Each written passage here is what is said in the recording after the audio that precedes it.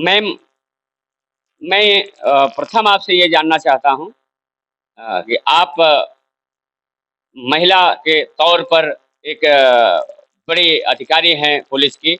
आपको क्या-क्या फेस करना पड़ा? किन कठिनाइयों से आपको गुज़रना पड़ा यहाँ तक पहुँचने के लिए? नमस्कार, मैं पूर्णिमा सोमनी श्रृंगी। मैं बेसिकली कोल्हापुर से हूँ। कोल्हापुर पे मेरा कर्म भूमि है, जन्म भूमि है। वहीं पे मेरी पढ़ाई हुई। मैंने पॉलिटिकल साइंस में ग्रेजुएशन और पोस्ट ग्रेजुएशन किया है। उसके बाद बचपन में एक मालिका देखती थी मैं, उड़ान। उससे प्रेरित होके मैंने ये डिसीजन लिया था कि मुझे आगे चल के पुलिस फोर्स ही ज्वाइन करना है। और जो डिसीजन लिया था उसको मेरी फैमिली ने बहुत सपोर्ट किया। एक अनफॉर्चुनेट इंसिडेंट कि मेरी माँ बीच पढ़ाई में ही गुजर गई। That was big shock for me. तो उसके बाद मेरी फैमिली ने, मेरे पापा, मेरी दादी, मेरे भाई बहन, इन्होंने मुझे बहुत सपोर्ट किया। और बाकी कुछ कठिनाइयाँ नहीं थी। पढ़ाई करना सबसे बिगेस्ट टास्क था मेरे लिए, क्योंकि ऐसे हालात में कंसंट्रेशन करना और खुद को आगे ले जाना, that was very difficult for me.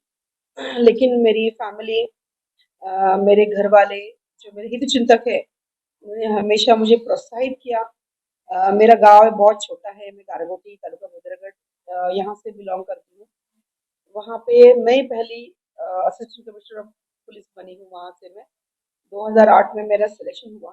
4 साल मेरी एग्ज़ाम चली। एमपीएससी का टाइम टेबल रहता है, लेकिन cut off the last exam की वो बहुत देर तक खींची रही।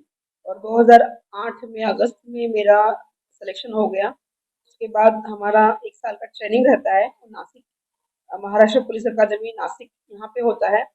बहुत ही रिगरस होता है। वहाँ पे बहुत सारी कठिनाइयाँ होती है। अचानक से आपको फिजिकली फिट बनाने के लिए दिन रात वहाँ की सिस्टम एडमिनिस्ट्रेशन कोशिश करता है। तो वहाँ रिगरस ट्रेनिंग 1 साल का करने के बाद मैंने अमरावती में प्रोबेशन के लिए अमरावती रूरल ज्वाइन किया। वहाँ पे हमारा प्रोबेशन 15 महीने तक चला। उसमें भी मैंने अच्छे से कोशिश की कि मैं अच्छी अच्छी बातें सीखूं।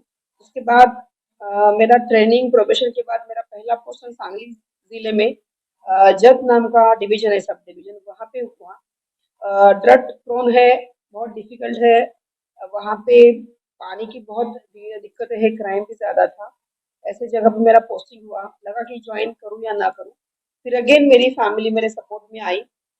उन्होंने कहा कि जहाँ दिया वहाँ काम करना सबसे बेस्ट रहता है। चुनौतियों से भागना नहीं है, उसको उसका सामना करना है। इसलिए ये बात सोच के मैं वहाँ पे ज्वाइन किया। वहाँ पे मैंने अपने काम से, मेहनत से की एक जगह बना ली। आज भी मुझे वहाँ पे याद किया जाता है। जितना अच्छा काम मैं कर सकती हूँ, उतना मैं करे जा रही हूँ। वास्तविक पुलिस विभाग यह एक इमरजेंसी अत्यावश्यक सेवाओं में आता है और उसकी इम्पोर्टेंस मैं भी जानती हूँ। कोई जॉब थैंकलेस या थैंकफुल है, ये मेरा मानना नहीं है। मुझे जो काम दिया गया है, जिसके लिए मुझे सैलरी मिलती है, गवर्नमेंट मुझे पेमेंट करता है, वो काम जिद्दोजहद से करना, अच्छे से करना, ये मेरा मकसद रहा है और रहेगा। बुरा भी लगता है कि कोई कई फिल्मों में हमें गलत तरीके से दिखलाया जाता है। वास्तविकता वो नहीं होती, लेकिन उस माध्यम से कुछ गलत बातें लोगों के दिमाग में आती है, लोगों का नजरिया बदलता है। लेकिन पुलिस विभाग बहुत बड़ा विभाग है। यहाँ छोटी छोटी बातों को पुलिस विभाग को कोई बदनाम नहीं कर पा सकता।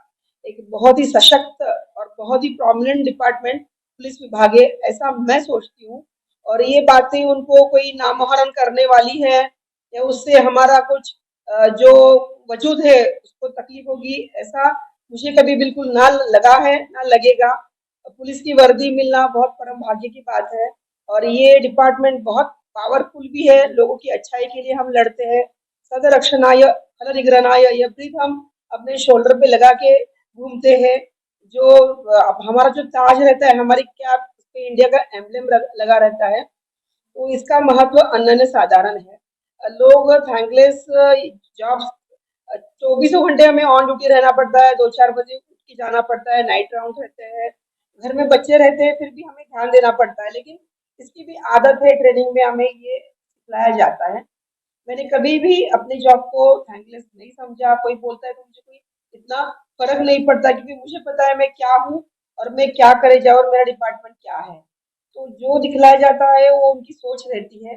मेरी सोच अलग है।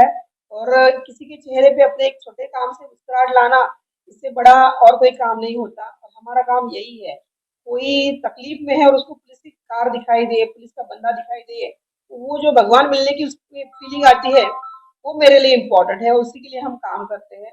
विमेन सेफ्टी, विमेन एम्पावरमेंट और लोगों को जस्टिस तक ले जाना, ये हमारा काम है।